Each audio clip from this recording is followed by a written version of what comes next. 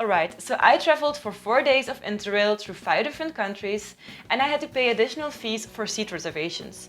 Now I want to know if it was really worth it to travel with Interrail or if it would have been cheaper to buy my tickets separately. But first, let me take you with me on my last day of Interrail from Luxembourg to Germany, Leipzig. In the country Luxembourg, which is actually smaller than my home country Belgium, I stayed at a friend's house and we visited the city of Luxembourg, we walked around some vineyards, we stayed home with the cats and had a lovely time. So my friend wanted to join me in Leipzig, where this journey started. So his mother dropped us off at Konz, which is just above the border between Luxembourg and Germany, because in that case it would have been cheaper for him instead of taking an international train leaving from Luxembourg City.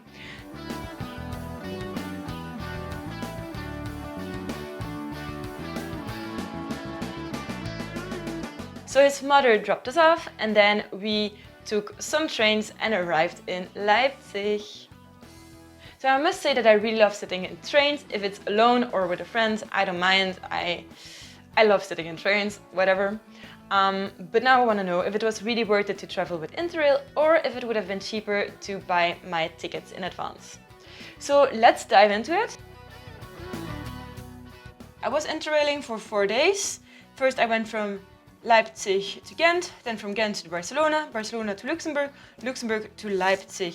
First I'm gonna calculate how much it costed me extra with the Interrail tickets. In our first calculation we're taking into account seat reservations, transaction fees and other extra fees. For the first day I didn't have any extra seat reservations to do because in Belgium and Germany there's no seat reservations required, so there was no extra transaction fee as well. Then I went from Ghent to Barcelona. There I had to travel first to Paris. I had to pay 25 euros for the seat reservation. And then from Paris to Barcelona, I had to pay 34 euros as well. Then now for making the seat reservation to Paris, I had a lot of problems, which you can probably follow in my other Interrail videos. But I had to call internationally because of issues on the website of Interrail itself. I couldn't buy it anymore, so I had to buy it through the French website, and there it wasn't possible to buy it online, so I had to call to buy it with an encrypted phone call, which in the end didn't work as well, but I tried. So I'm taking into account the international call.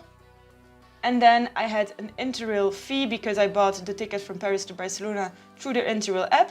The third day I traveled through Narbonne because there was no direct train to Paris anymore between Barcelona and Paris. There were no extra fees for this one because I bought this in the station of Barcelona. Then Narbonne to Paris and Paris to Nancy was 2 times 10 euros. Both of the tickets I paid through Interrail, so it was 2 euros plus 2 euros of a fee of the Interrail app.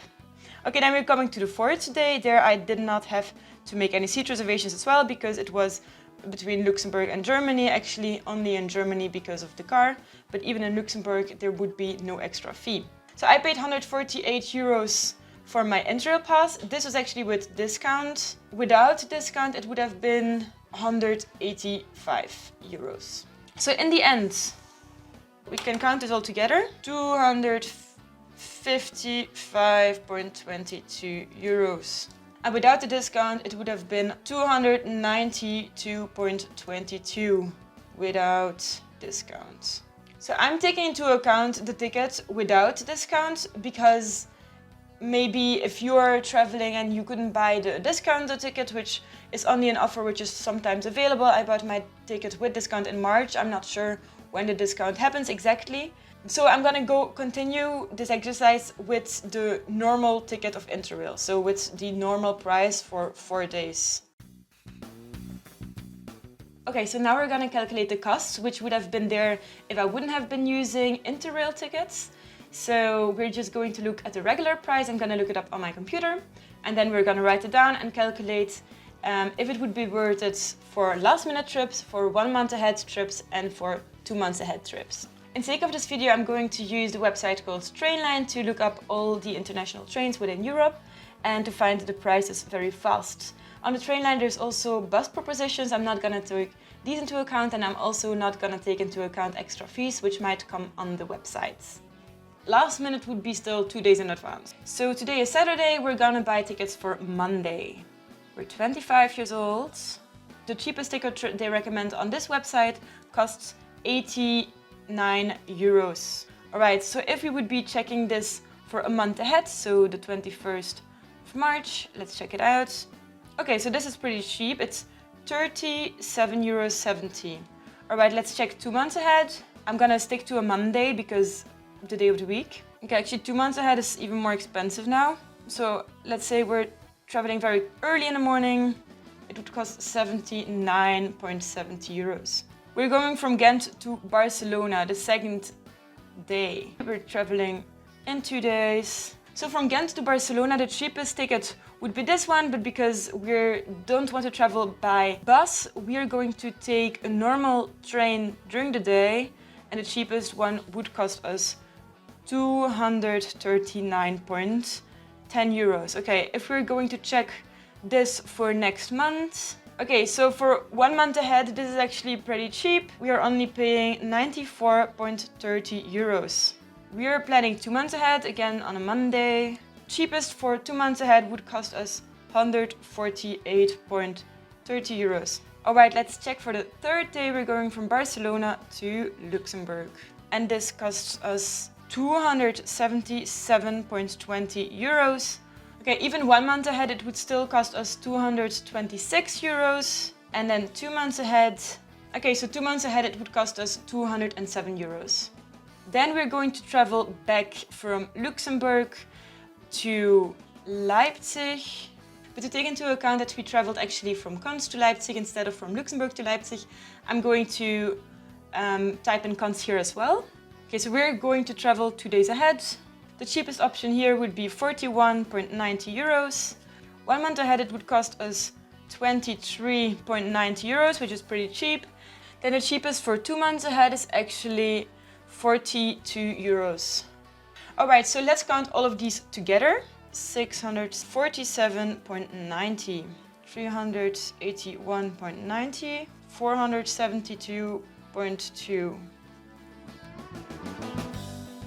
Alright, in sake of the calculation, if you would be using an Interrail Global Pass instead of the regular tickets, for last minute trains, you would save 355 euros.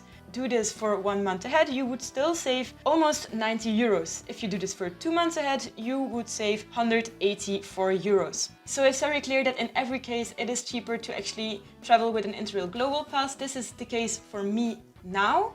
I must say that the prices differ very much from day to day. It really depends on the country prices as well. But in general, the outcome will probably be that the Interrail Global Pass is cheaper anyhow, at least for these destinations.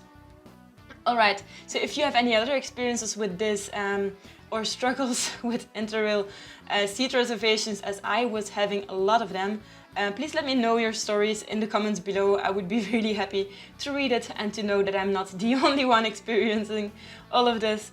One thing I would recommend you is to book your seat reservations at least 7 days in advance, just to make sure that you were able to travel on the train of your wishes. So if you're buying your seat reservations in advance, it's a bit less flexible, but there's less stress as well. Then Interrail tickets are cheaper anyhow, so I don't know what's holding you back. Buy your Interrail ticket right now if you really want to travel, or look it up if in your case it is really cheaper as well. I will give some links down in the description of the video to show you in which countries you have to take a seat reservation, and also where you can buy your Interrail Global Pass. Or if you are not European, then you can buy a pass which is called Eurorail, Eurail I think, and I will put the links of that down below as well. Thank you so much for watching. I'm curious to hear about your experiences, so if you had a great experience interrailing, or if you realized that it was cheaper for you to buy your ticket separately instead of traveling with Interrail due to many additional fees, let me know in the comments below. If you like this kind of content, be sure to subscribe to my channel, leave a like, share this video with a friend. I very much appreciate it. I wish you a wonderful day and I hope to see you soon. Take care and goodbye. Bye bye.